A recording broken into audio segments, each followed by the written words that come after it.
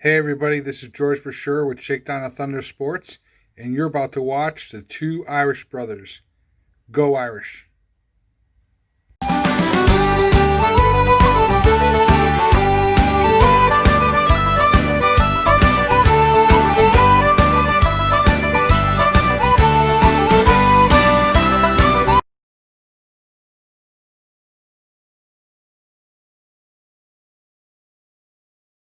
Brooks' favorite play. Counter. Here's the option. Brooks on the pitch. Hit. Brooks free. Brooks! Touchdown! They come with a blitz. Instead, it's a handoff to Brooks, who breaks two tackles and is in the open field. Goodbye, Brooks, on his way.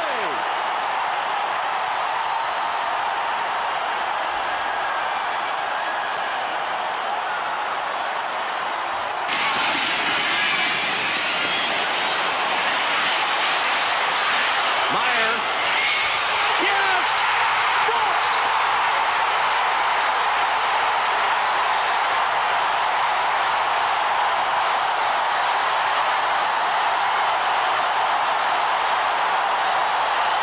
Zone defense shifted that way.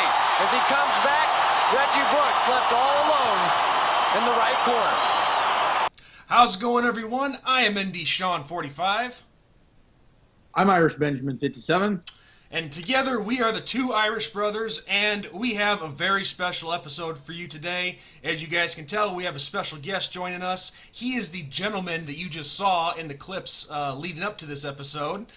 So please, without further ado, please welcome the one and only former Notre Dame running back, Reggie Brooks. Reggie, thank you for joining us today on the Two Irish Brothers podcast. Thanks for having me, gentlemen.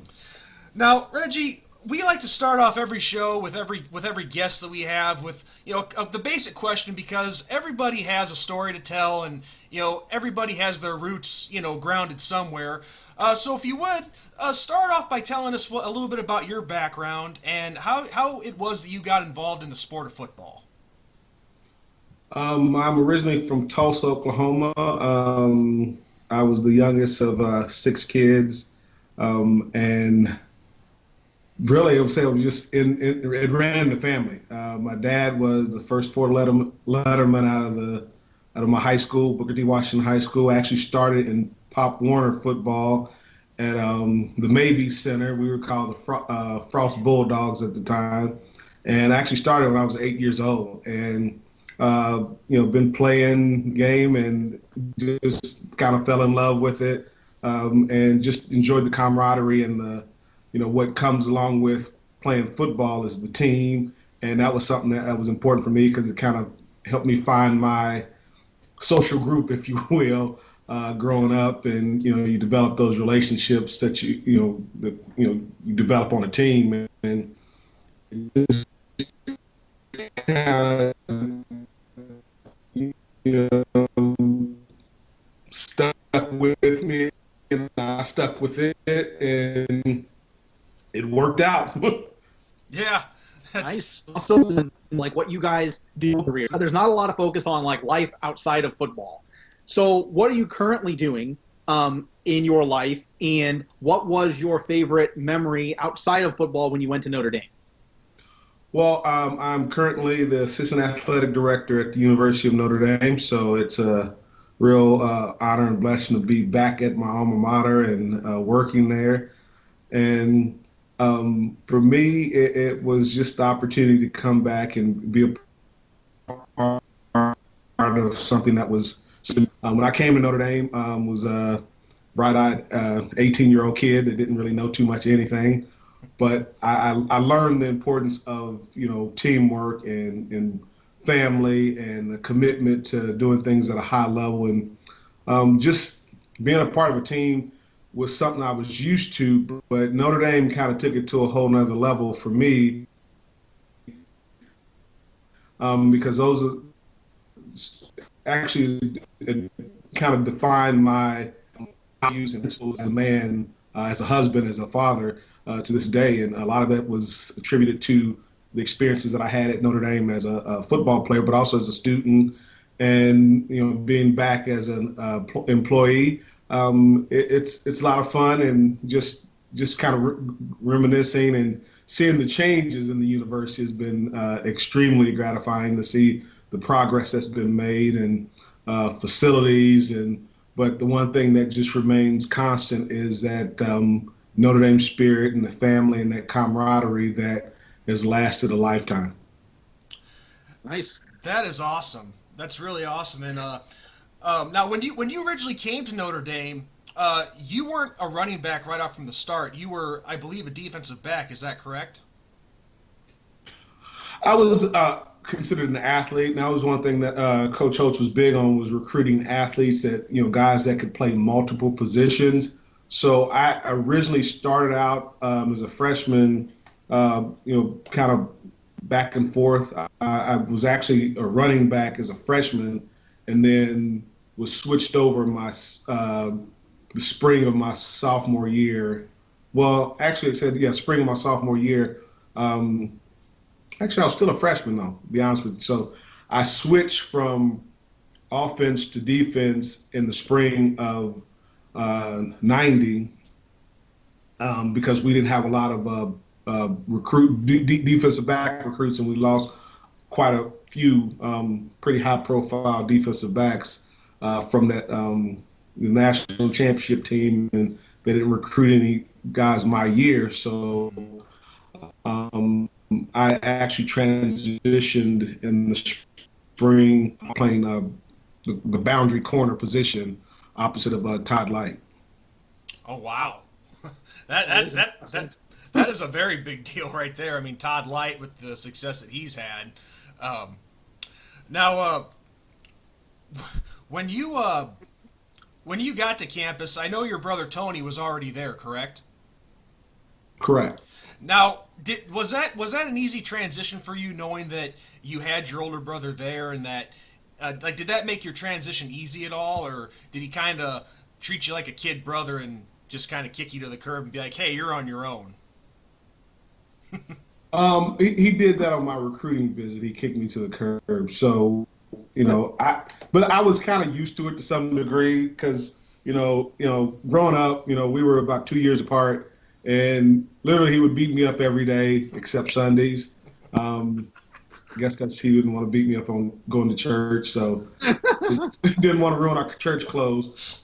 But transitioning into Notre Dame, it was actually easier for me in a lot of regards in terms of the relationship from a team standpoint, because I knew a lot of the guys on the team already from coming up to watch games. After I played on Friday, we'd hop in the van and make a trip up to South Bend, that 14-hour trek from Tulsa, Oklahoma.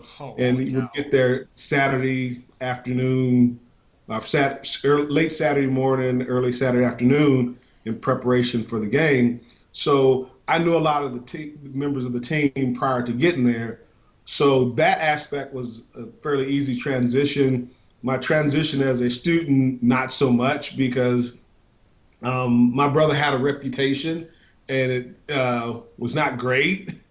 So people were like, oh, that's Tony Brooks' brother. So I kind of came in with a bullseye on my chest saying, stay away from that guy.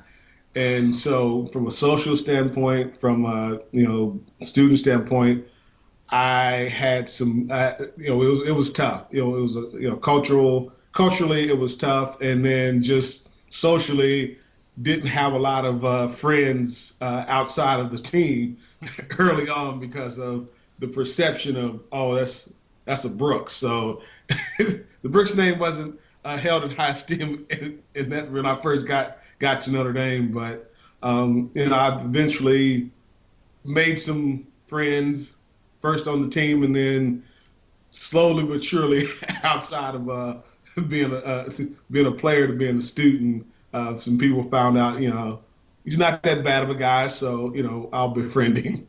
See, that story right there shows that life is not fair. You shouldn't have to pay for somebody else's reputation. Guilt by association, that always comes into play. So, and again, there were some positives to his relationships, or his how he was perceived, because he had the gift of gab, and usually I said I could go somewhere and I didn't have to ask for a lot of stuff, because he opened up a lot of doors for me coming to Notre Dame, and just and he took care of me. My brother was always one look out for me. So yeah, people kind of shied away from me, but he didn't. He would take me under his wing. A lot of times I was his chauffeur, driving him around. But I got to see a lot of different things. Got to know a lot of different people outside of Notre Dame, because he had such a gift with people in terms of getting people to. People gravitated to it. I mean, he had a magnetic personality. And he could get people to do a lot of stuff, and I always marveled by that, because I didn't have that gift. So I kind of rode his coattails during my time at Notre Dame. Right, that makes sense.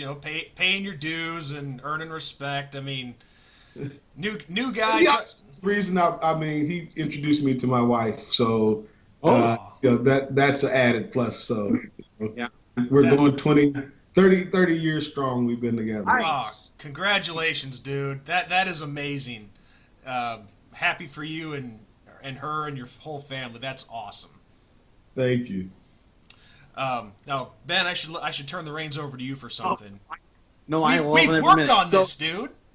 Huh? We've worked on this. I know. I had a couple of things in mind. You hit a couple of them, so I'm going through all my questions. So, you're currently the assistant athletic director. This past Saturday, we actually had football come back. There was so much, I wouldn't say skepticism. There were a lot of questions, because we're in a tumultuous time right now with COVID and this global pandemic, if you will. So how excited are you to have actually Notre Dame football back? And I know that it was in a different capacity this year than normal. There wasn't the walk. We had people socially distanced in the stadium, all that. But how exciting is it to actually have it back?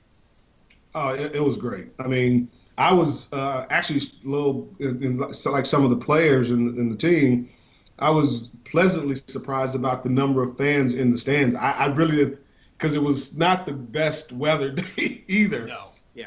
So I didn't expect to see that many people in the stands. So that was something that was good to see. And the energy, particularly from the students, really, because again, as a player, you definitely, gain some energy and some hype around having your fans there, and to see the student body come out and be so passionate, band. That was something great to see. But I mean, it was very, very weird to come into campus on Saturday, and the parking lots there's nobody there, no tailgating, not a lot of people walking around, and it was surreal to see that, because it's like again, there was some skepticism about were we going to play football. That is true, and I'll be honest with you, I was one of those is like, I'm not going to get hyped up. I'm not going to get too excited until it happens. So I've been, kind of playing it off, and then, Tuesday rolls around, and I'm like, okay, this might happen. This is Wednesday comes, and you start to get a little more excited, and. Yeah. By the time Saturday rolled around and actually see guys, out there warming up and see Duke, well, it really became evident when Duke's equipment truck came in on Friday. When I saw the equipment, I was like, okay, this is happening. This is legit going to be a game on tomorrow.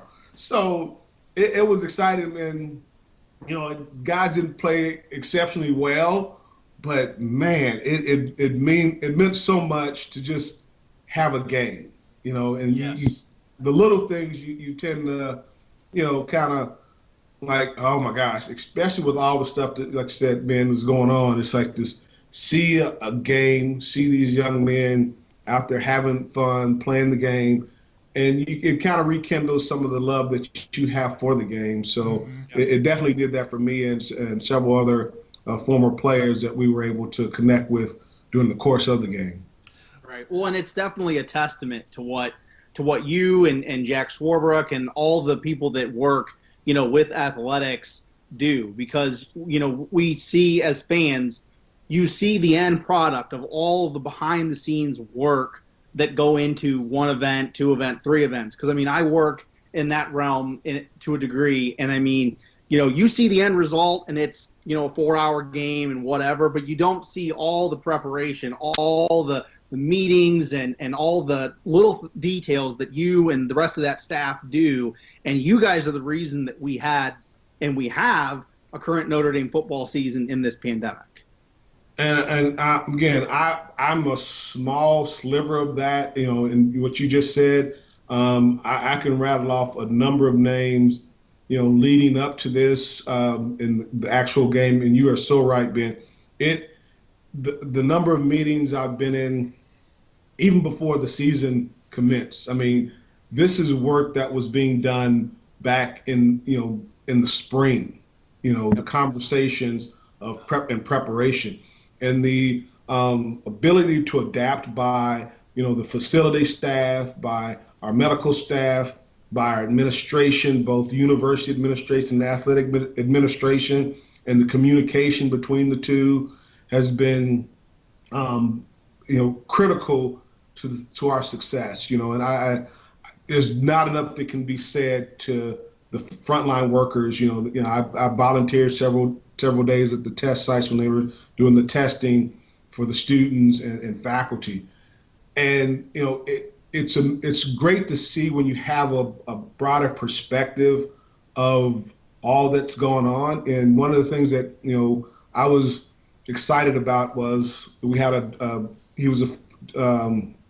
his wife had called in about doing having someone call him and send him a video of encouragement, because it was a former student that had COVID. He graduated in 80. He was a double domer, graduated in 84, got his MBA in 91.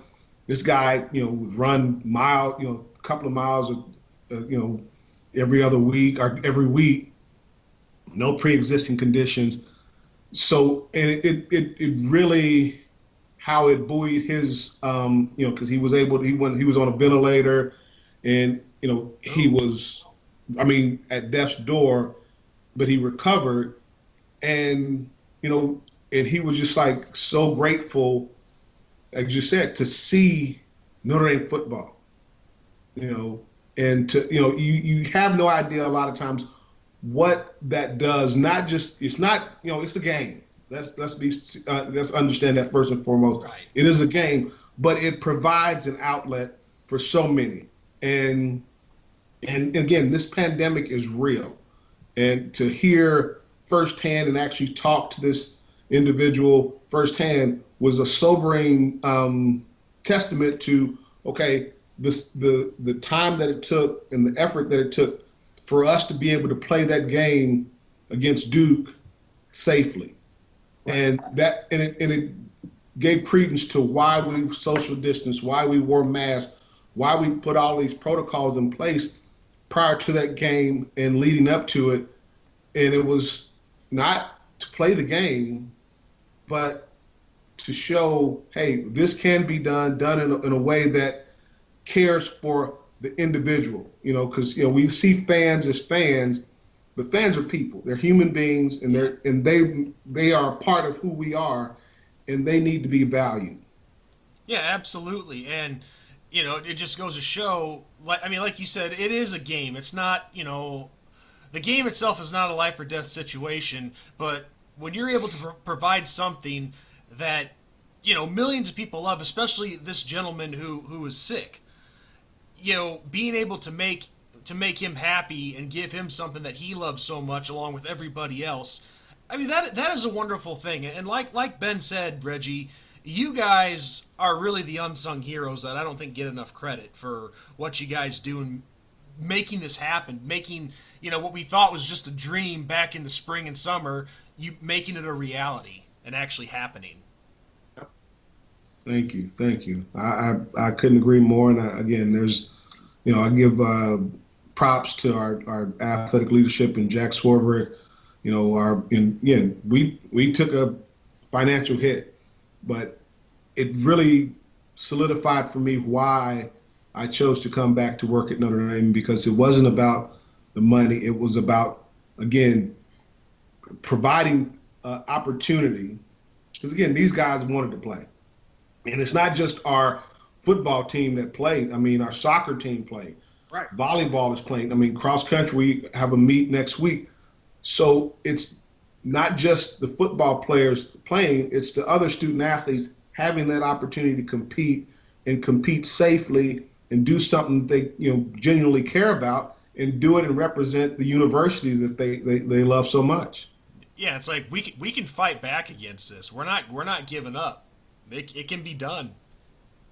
So yeah, and it was. That's why they call us the Fighting Irish. So that Fighting Irish name, it has a lot of truth to it for sure, indeed. Yeah. But yeah, Reggie, just backtracking a little bit. Something else I wanted to ask you about, because everybody has a different experience in regards to this. But back in your playing days, what was it like playing for Lou Holtz? I mean, what was he like as a coach, and what was he like as a man on the field, off the field, anywhere where you were able to see him? He was very intense, and he had a very short fuse, so he could go 0 to 100 in the blink of an eye, and it was like practices were so intense that getting to a game was your relief, because we practiced very physical. He was very demanding and always looking for perfection in practice. So, I mean, our practices were so mentally and physically grinding that if you didn't have a strong fortitude of spirit and will, it would break you. I mean, because some guys have said, hey, I can't do it. And they decide to leave the program. And, and it set a tone and a tempo and a tenor for the guys that continue to compete, is that, hey, we have to play and practice at a high level every single day.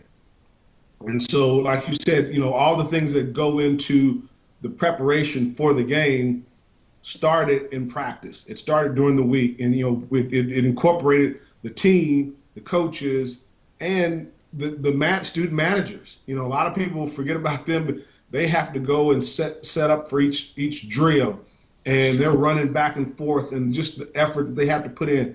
Back in the day when they used to paint the helmets at the wee hours in the morning to get ready for the game the next day. It's a lot that goes into it. And he was very particular, very oriented to doing things a certain way.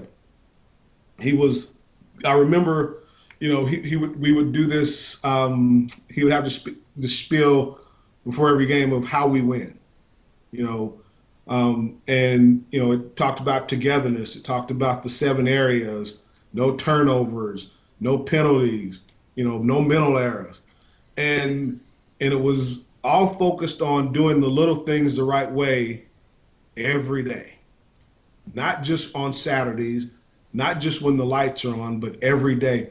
And it spilled over into your, personal life, and, how you kind of established who you were, of do the right thing, be someone that people trust, be committed to doing things at a high level and doing them not for yourself and for the betterment of just yourself, but something that will impact the greater good. And when you're playing on a team, the greater good is a win for the team. As you go into life, hey, leading your children to do things, teaching them the right way, being faithful to your wife, loving your wife and loving your family, and being there for them, and not just, okay, how does this make me feel better or be better for myself? No, it's getting outside of yourself and doing for others. And that was something that was pretty paramount in how he coached and how demanding he was in regard to those things. But, it all started and stopped with do what's right. And when you do that, a lot of the other stuff will fall into place. But he was hard though. He was not an easy coach to play under, and he was not an easy coach to.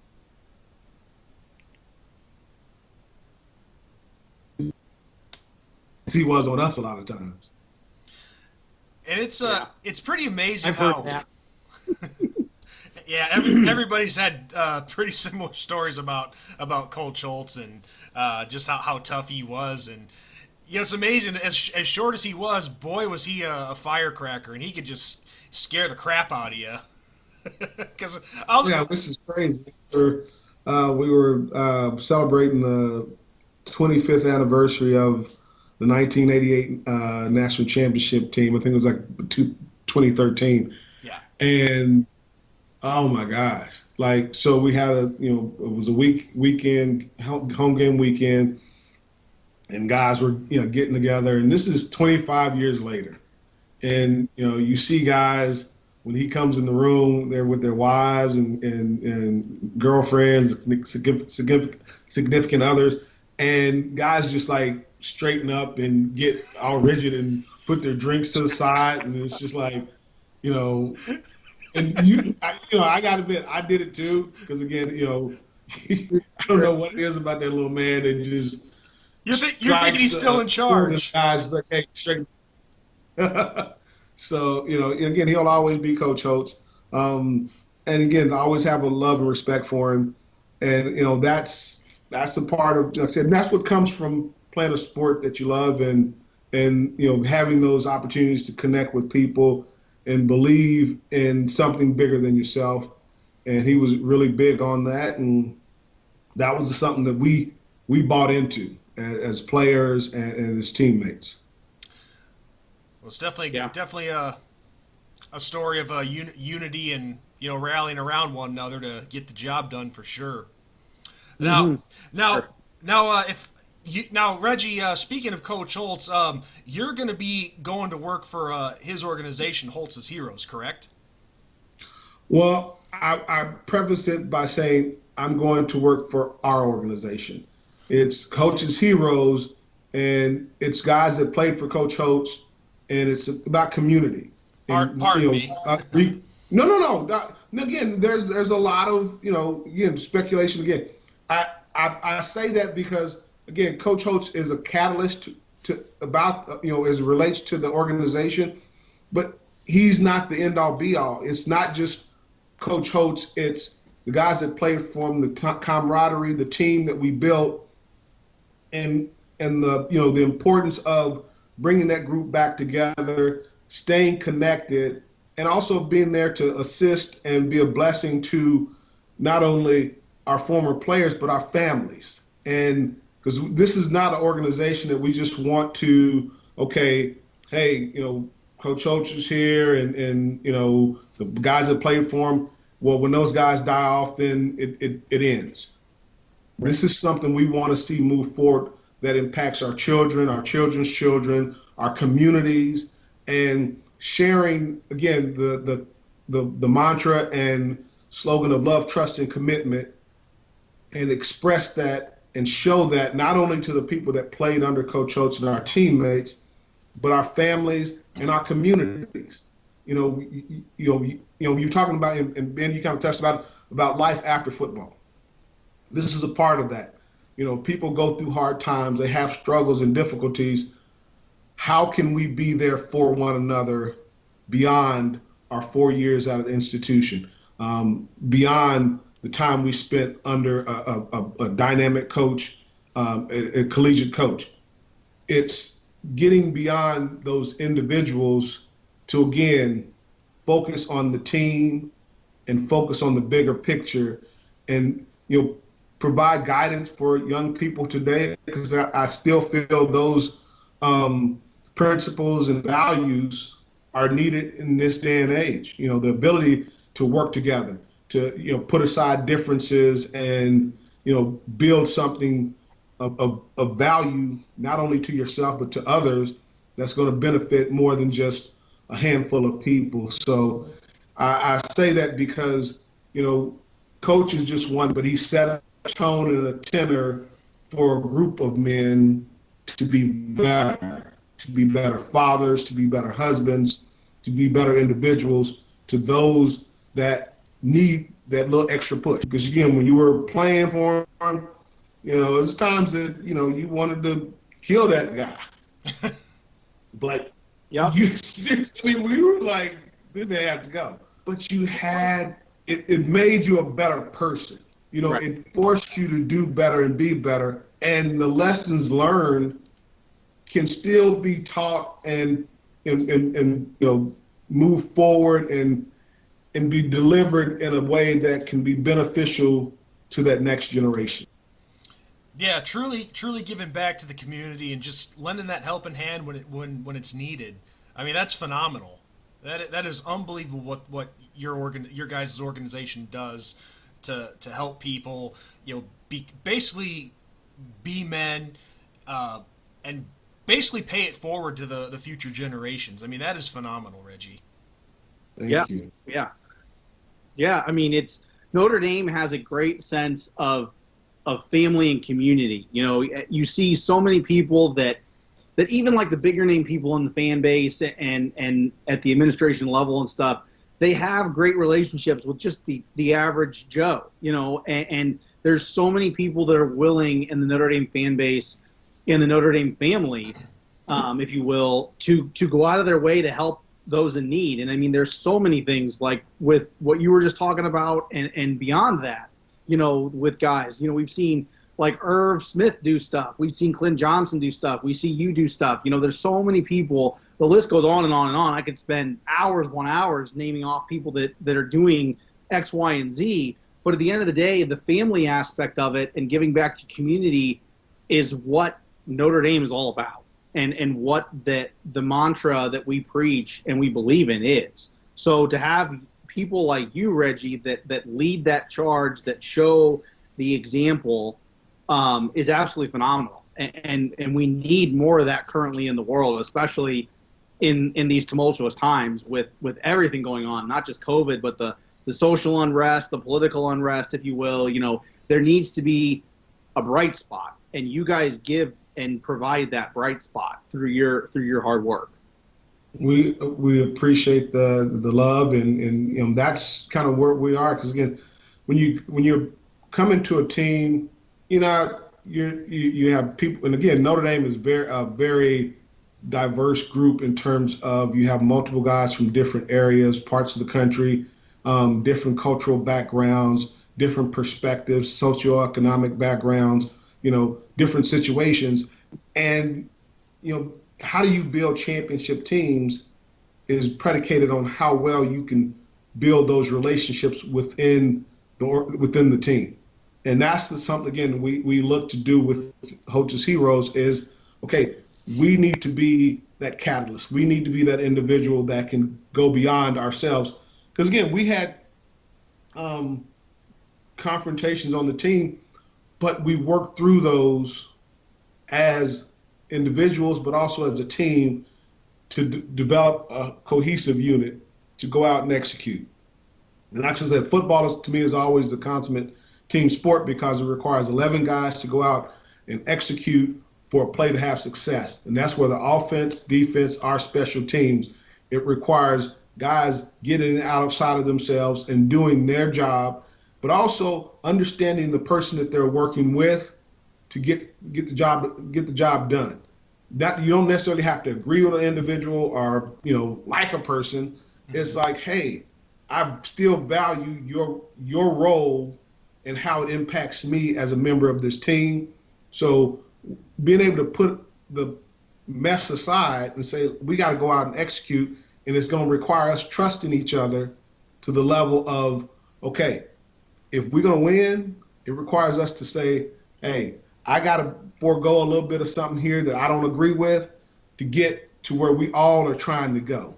And then it's some give and take. Well, and this might sound like a little bit of a cliche, but I actually got this from Justin Tuck when he brought one out on the field against Michigan in 2004. But it's almost like a chain. If one of those links is broken, then the whole chain is broken. You know? Yeah, you're only as strong as your weakest link, and if you have chinks in your armor, boom, it will fail.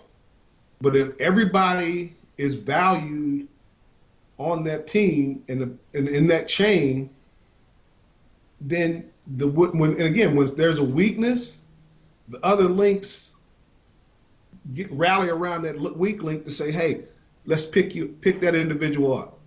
Let's strengthen as iron sharpens iron. Let's strengthen each other to overcome this weakness because, hey, my weakness may come at a later date, and I'm going to need you to strengthen me. So it's a constant, it's constantly moving. And Coach Oates would always talk about momentum's always coming your way. You're going to have things that's going to go bad, but always believe, if you keep working, stay committed, do the things the right way, that momentum's going to come back around, and will you be ready to take advantage of it when it comes back? And part of being ready is preparation. Mm-hmm. And again, doing the things the right way and knowing what do I need to get accomplished, or what are we trying to get accomplished, and where do I fit into the broader scheme of things? Absolutely. And speaking of relationships, Reggie, the first ever interview that Ben and I did on this show was with Irv Smith. And I understand that back in the day, you and him were pretty tight. You were pretty good friends. So back in the day, still are. That's my man. Right. Well, what was he like to be around back in the day? Because let me tell you something. When we had him on, and he actually reached out to us, but I don't think the word outgoing does any justice for him in his personality. So did he give you? He got a few nicknames. Did he share those with you guys? No, he didn't. So one of his nicknames is Swervin' Irv. Yeah. Swervin' Irv. And the other one is Irv Lover. So Irv was, I'm not saying he's a ladies' man, but he liked the ladies, and the ladies liked Irv because again, he knew no stranger. Irv, like I said, he was always out front. One of the hardest working guys you'll ever come across, but as personable as they come. And don't get it twisted. He has that big smile and he'll engage you and you just feel like so special. But when he stepped between the lines, he would bust your ass. Plain and simple. Plain and simple. I mean, he was tenacious. Well, just outside of football, this dude, everybody wanted to be hanging around Irv. He just had that type of personality and easy to talk to, easy to hang out with. And he was a guy that didn't matter who you were, east, west, black, white. Irv is going to be your guy. He's going to be the guy, and he's going to know where the happenings are. So if you want to know where the party is, Irv has the answers. Now we were talking off camera about this before we got started, but wasn't it Irv that introduced you to a frozen yogurt bar when you were on a strict diet? Okay, so when I was playing defensive back, that was not the most enjoyable time because I came in Notre Dame at 185. And by the time at the end of my freshman year, I was like 190. And when I moved to defensive back, the defensive back coach said I could be no heavier than 183. So, needless to say, I didn't have a lot of fat content. Because they would check every year, you get your body fat percentage, and I was 6 to 7%. So, not a lot of not a lot of wiggle room to drop 7 pounds that quickly. And I would get weighed every day, and it was like this. It was froyo. And it was like this was when it just became a thing. Mm-hmm. And so, man, strawberry banana, that was my go-to. And yeah, Irv hooked it up. He hooked it up without a doubt. And it had to been hard for you, when you're seeing like all the linebackers and the guys on the line, they're chowing down on burgers and steaks, and I know you're a big barbecue guy. I know that. Yeah. So this is before nutritionists and having. Our nutrition back in the day was like, you go to the Burger King because they had a Burger King in the huddle. Yeah. Get a double Whopper cheese plus bacon. That was a healthy meal. Not to mention get you some onion rings, and at that time I was big in the Sprite. So yeah, I'm like, I couldn't do that anymore, and I'm like hurting because you go hang out with you guys, and and they were. They weren't big on, well, that's not my problem, so they're going to keep eating. They're so you just got to suck up. Feel better. They're just going to go and do their thing. Well, so you come along, or you don't have to, but this is where we're going. This is what we're going to do. So it's up to you how you want to hang out. But no, Irv was like I said, he was very sympathetic to my plight and turned me on to the Froyo deal, and man, it helped, but it was tough. That was a tough time. Well, and I just bring all that up to give my little brother a plug. But you being the barbecue man that I know that you are, I know you love brisket. Well, yes, my brother, sliced brisket is cool. My younger brother Wyatt, he could be a pitmaster one day if he wanted to, but I don't know if he's going to go that route. But he makes a damn good brisket, Reggie. And if we ever meet in person, I'll make sure he sends a plate with me to give to you. Hey, tell him, hey, fire it up. Let's go.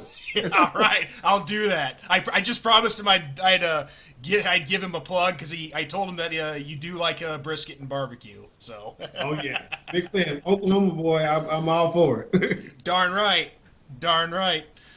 But see, that's when I got to Notre Dame. That was the first I heard of like ordering. I'd never heard of a rib tip in my life. No, I was like, why would I want a tip of a rib when I can just have the rib? Right. Because again, in Oklahoma, you ordered by the half slab, and barbecue by the pound. Mm-hmm. And they were talking about, well, hey, let's go order a rib tip dinner. I'm like, why would I eat a rib tip? What would that do for me? Where's the rest of the rib? Did home. I get that? Right. So that was one of the bigger, adjustments I had to make with coming up Midwest to that whole dynamic. Because I was like, if you're gonna order barbecue, you order by the pound and by the slab or half slab. That's just how it goes. Right. I learned that myself when I was down south. Like it's by the pound. It's not how many pieces. Yeah. No, like a 4-piece. I'm like, are you ordering chicken or something? Right. Right. All right. Well, Ben, you're next up. I've been hogging all the questions. I honestly don't got anything else, man. We've covered all the topics we can cover, in my opinion. Well, I guess one thing I'd like to know from you, Reggie, is after yesterday's game against Duke, I mean, made history, played in and won our first ever conference game in school history. It wasn't exactly how a lot of us Irish fans expected, but a win is a win regardless. What's your thoughts on the rest of the season? Where do you see us going from here? Well, again, a lot of times they say you make your biggest, jump from game 1 to game 2. We're definitely going to have to improve offensively, and a lot of that is just rhythm. I just didn't think we had a good offensive rhythm going, and you got to understand, these guys haven't, particularly in the passing game. I think, I was really impressed by the run game as it relates to Kyron Williams, and I can definitely see more of Chris Tyree getting in the mix, Jafar Armstrong. So that backfield, it looks pretty good. And he was hit and miss, and again, it wasn't all him. We said several guys, there were several drop passes, and when you have missed throws and drop passes, it really throws you out. Because again, if you get into a situation where you have to throw. Throwing requires getting into a rhythm and a comfort level, but it also requires guys stepping up. And, when you don't have, you haven't had a lot of time together, which this receiving core and Ian haven't had, makes it tough. So I'm hoping now that they play the game together, because games are definitely different than practice. Oh, yes. Because you can have some, just a level of adjustment within your coverages. So certain routes will look different because the coverages, they play too. They play football too. So that opposing team, they have scholarship kids, and so sometimes they do things a little bit differently. And how you adjust is important. And I'm not so sure our guys from a receiver's position, adjusted great. And Ian, he kind of had some adjusting to do. So I think we'll be better the next game. We dang well better be. And defensively, I think we're in a better position. As the game went on, the defense definitely got better. Oh, that's what I like that. Yes. And a better fit. You saw guys getting in better positions.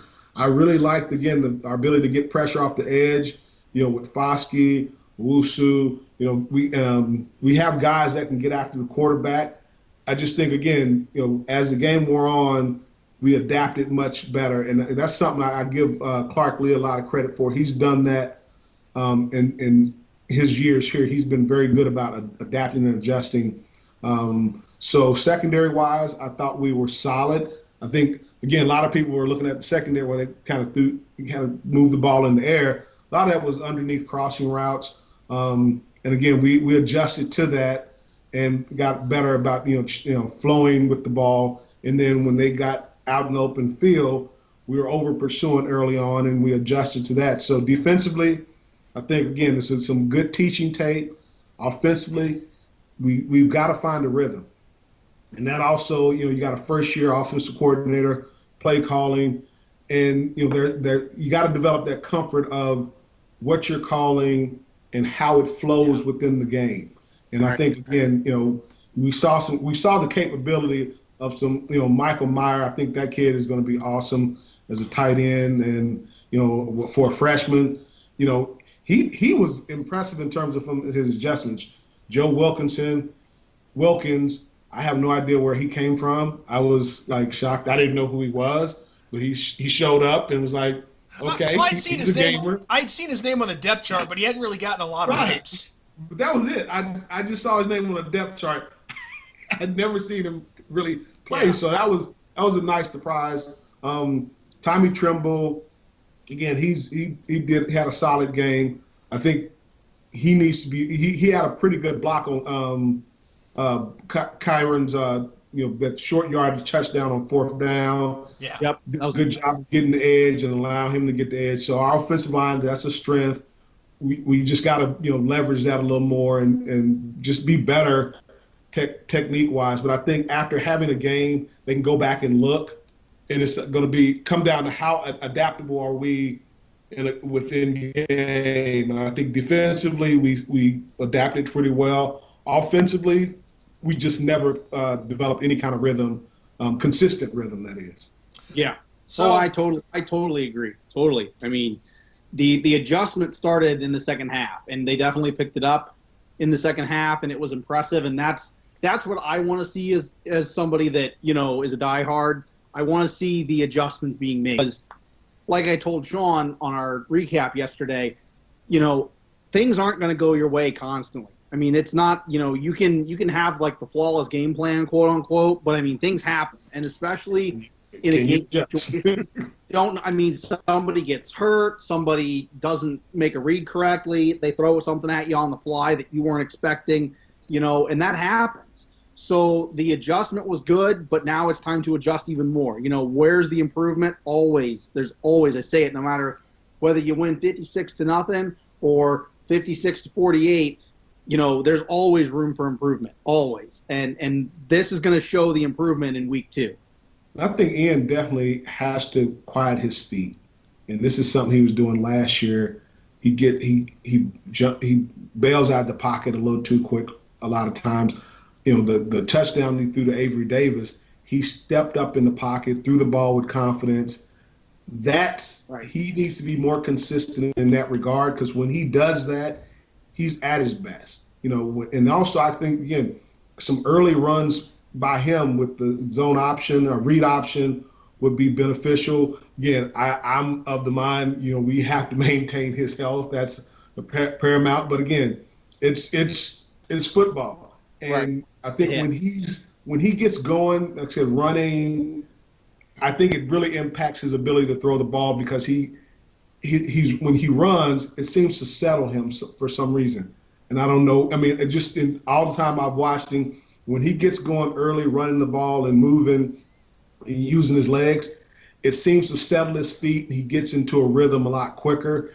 And he's going to be he's going to dictate a lot of how that goes. But I think he's going to develop that confidence in the guys around him, because he's learning who his receivers are, the routes, where they're going to show up, because, again, those adjustments are happening with him throwing the ball based on, hey, where routes are supposed to be. Well, okay, he has to adjust, but the receivers have to adjust, and you need to know that. You need to be on the same page. And it seemed to see he started to find the rhythm with Michael Mayer and Wilkins. So, hopefully, again, game 2, those guys can get in there, make their adjustments, and they make them together. Nowhere but up for this team to go, in my opinion. So, to all the fans out there that weren't exactly satisfied yesterday, lighten up. I think it's going to get better. So on that note, Reggie, I don't have anything else for you. Ben, I think you're out of stuff, aren't you? Awesome. Been great talking Notre Dame football, but yeah. And we can't thank you enough for coming onto our show. We greatly appreciate it. It was just an absolute pleasure to talk to you. And before we go, I just wanted to tell you that, and I know I'm making a lot of promises to my family here, but my older brother Tom, he wanted me to tell you when he found out that we were going to be talking to you and having you on. His first game was Boston College, 1992, and that 73-yard touchdown run that you had against the Eagles that day, he still talks about that to this day. So he wanted me to say thank you for all the great memories that you left him. Tell him I said I appreciate it. And again, I always love our fans. And that was one of my more fun games, because that was actually a 3rd and 20 call. Yeah. And, to be honest with you, we weren't expecting to break. We were just running the play to kind of get in a position to be able to punt the ball. So, again, my offensive line has just been phenomenal. And, again, you make the plays that are available to you. And that one kind of snuck up on me as much as it did Boston College, because it's like, oh, there's nobody over here. Okay, I'm good. I got room. I can score a touchdown here. That's awesome. Well, again, Reggie, thank you so much for coming on. It was an absolute pleasure. We had a blast talking to you. And just, good luck with everything that you have coming up. And just like I said, with my brother and all of us, thank you for the great memories that you've left the Notre Dame family. Thank you, guys. I appreciate it. All right. So, on that note, everyone, I am ND Sean 45. I'm Irish Benjamin 57. For Reggie Brooks, we say God bless, good night, and go Irish. Go Irish. Darn right.